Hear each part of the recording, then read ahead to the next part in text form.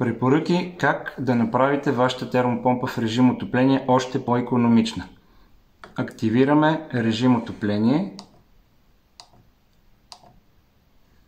и виждате, че имаме зададена температура на водата, която произвежда машината. С стрелките вие може да подавате по-висока или по-ниска температура на водата, но тя винаги е фиксирана тази температура. Ако искате да работите максимално икономично, от бутона меню избирате автоматичен режим. С бутона F2 влизате в автоматичния режим, с стрелка нагоре отивате на On и с бутона меню запазвате вашата нова настройка.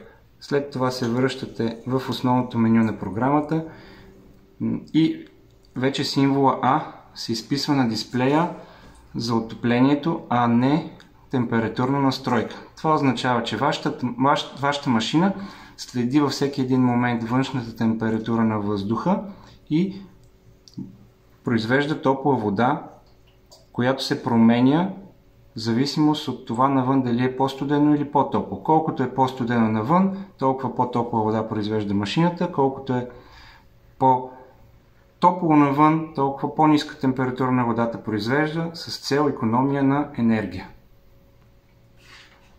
За да деактивирате режим автоматична крива, процедирате по същия начин.